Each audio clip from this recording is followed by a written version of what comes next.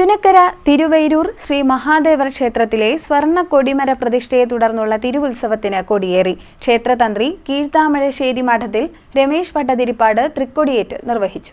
പ്രസിദ്ധമായ ചുനക്കര തിരുവൈരൂർ ശ്രീ മഹാദേവർ ക്ഷേത്രത്തിലെ സ്വർണ്ണ കൊടിമര പ്രതിഷ്ഠയെ തുടർന്നുള്ള തിരുവുത്സവത്തിന് കൊടിയേറി. ആയിരക്കണക്കിന് ഭക്തരെ സാക്ഷി നിർത്തി ക്ഷേത്രതന്ത്രി കീഴ്ത്താമരശ്ശേരി മഠത്തിൽ രമേശ് ഭട്ടതിരിപ്പാട് തൃക്കൊടിയേറ്റ് നിർവഹിച്ചു. വ്യാഴാഴ്ച രാവിലെയായിരുന്നു ചടങ്ങ്.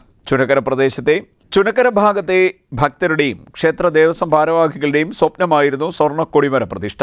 പ്രതിഷ്ഠയുടെ ഭാഗമായി 6 ദിവസം നീളുന്ന തിരുവുത്സവത്തിനാണ് തുടക്കമായിരിക്കുന്നത്.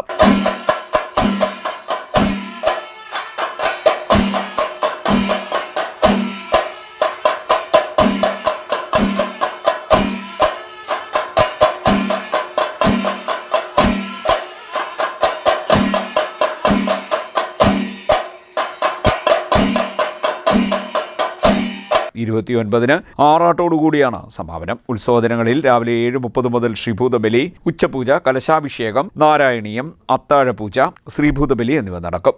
ആറാട്ട് ദിവസമായ 29 രാവിലെ 9 തൃക്കൊടിയിറക്ക്, തുടർന്ന് ആറാട്ടുവരവ്, കലശാഭിഷേകം, ഉച്ചപൂജ, രാത്രി 7 ദുർഗാ വിശ്വനാഥിന്റെ അമൃത തരംഗിണി, ശിവാനന്ദ ലഹരി എന്നിവ നടക്കും. ക്ഷേത്ര ഭരണസമിതി president U Anilkumar, secretary R Suresh Kumar, ഭാരവാഹികളായ P Balakrishna Pillai, AG Arun, Sahadevan Nair, CV Rajeev, S Sanilkumar, K Komalan, കൺവീനർമാർ എന്നിവർ ചടങ്ങുകൾക്ക് നേതൃത്വം നൽകി.